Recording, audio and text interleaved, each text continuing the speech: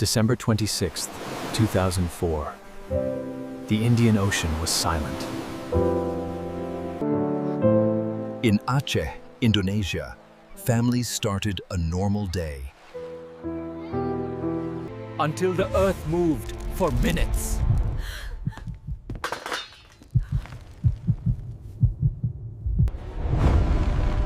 Offshore, the seafloor broke. W 9.1. A tsunami was already running. The ocean pulled away, and no one knew what it meant. Then it returned as a wall.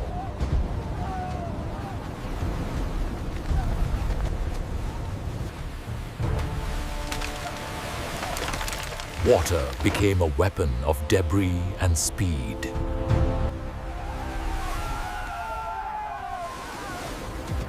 Thailand's holiday coast collapsed in minutes. In Sri Lanka, the sea outran steel.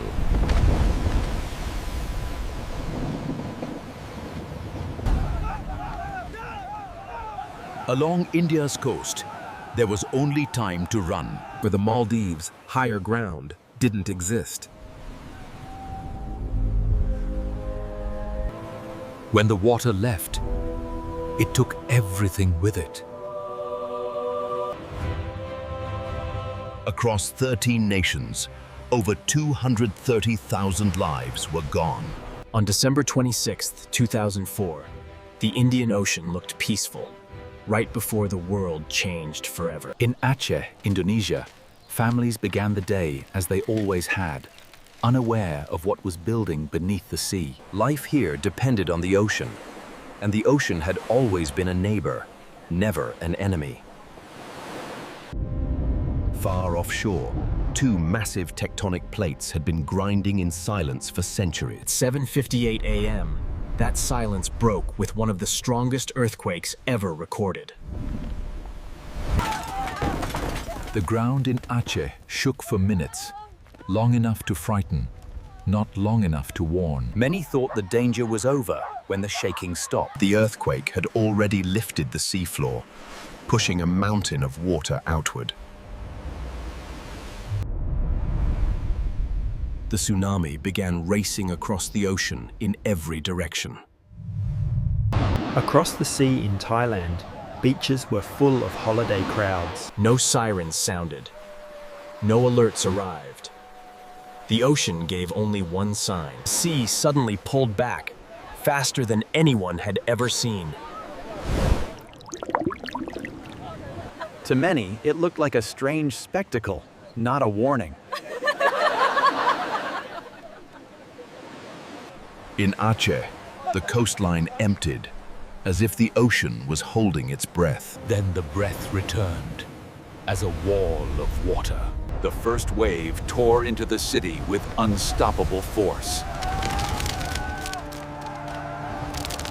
Water became a moving battlefield of wood, metal, and concrete. Some climbed to rooftops, others to anything that could hold their weight. Many fled toward the Great Mosque, one of the few structures tall enough to resist. Within minutes, entire neighborhoods vanished. In Phuket and Khao Lak, the waves arrived just as suddenly. The water moved like a fast-rising tide, but with the power of a freight train. Anything in its path, wood, cars, even reinforced walls, was lifted and carried away. Across the ocean in Sri Lanka, life continued along the coastal rail line. The sea receded here too, leaving stunned silence behind it.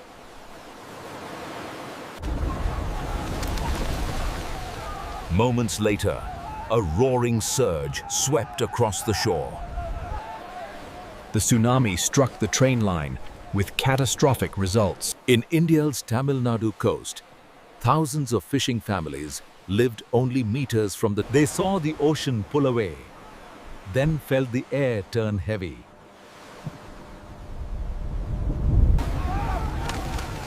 The surge arrived with barely any time to escape. On the Andaman and Nicobar Islands, the sea came from multiple directions. These remote communities were cut off, fighting alone for survival.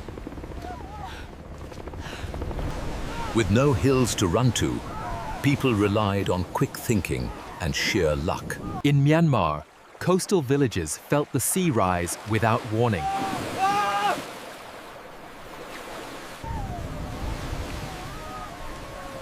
The waves surged into settlements that had no time to prepare. Malaysia's western shoreline was struck by delayed but deadly waves. Even hours after the quake, the ocean was still hunting for land. Across the ocean, the tsunami reached East Africa.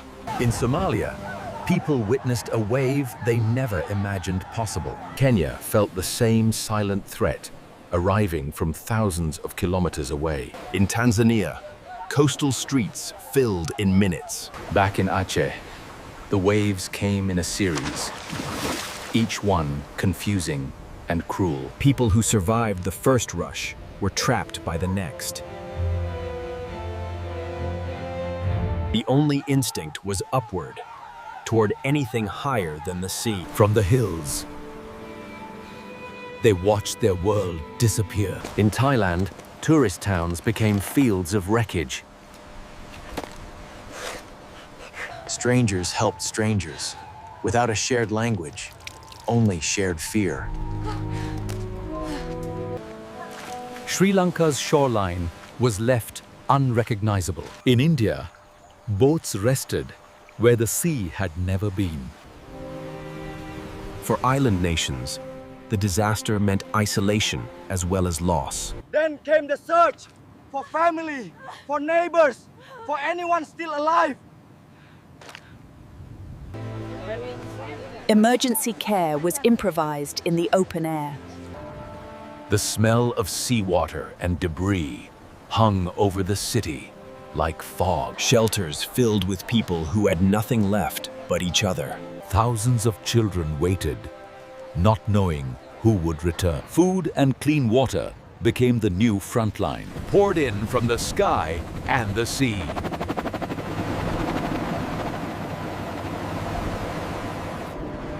Nations that had never shared borders now shared a mission, saving survivors. Hospitals worked beyond their limits.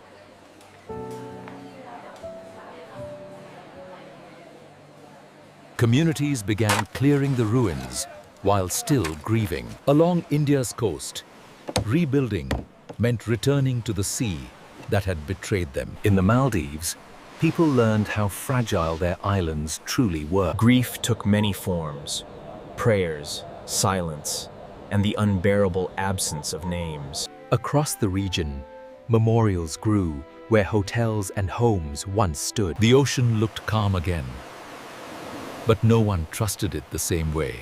Scientists later measured waves reaching up to 30 meters in Aceh. The tsunami traveled for hours, striking one coastline after another.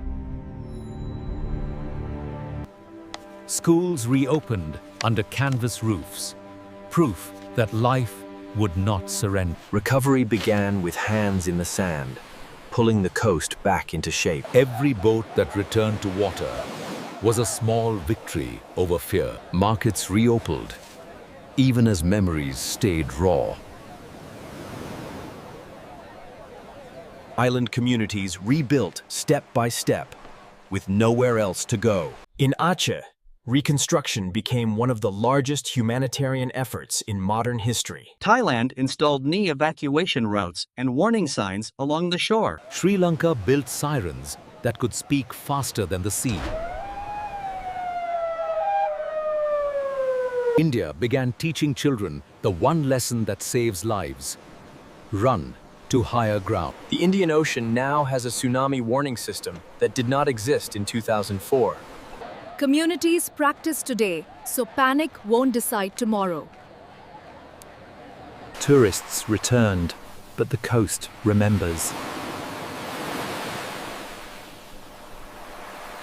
Rails were repaired, yet the story of that morning never left the tracks. Every year, the shore becomes a place of remembrance.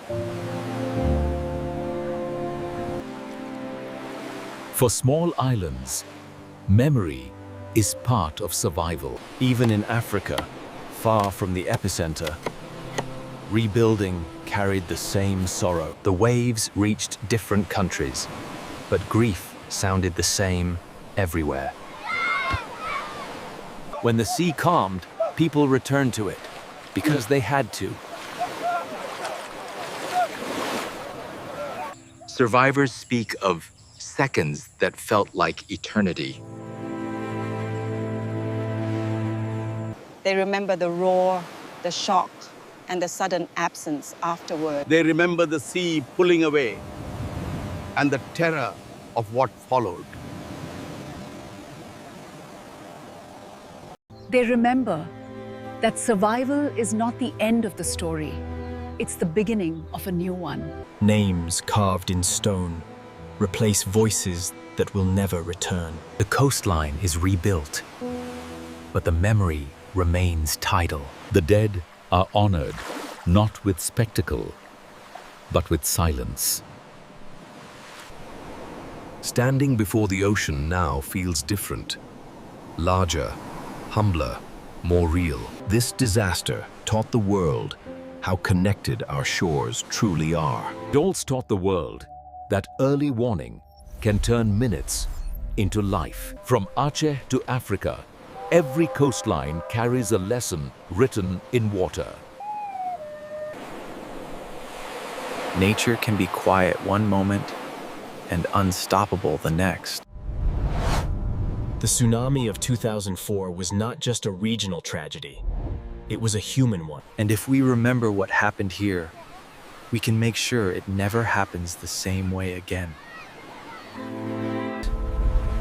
Is the day the ocean turned.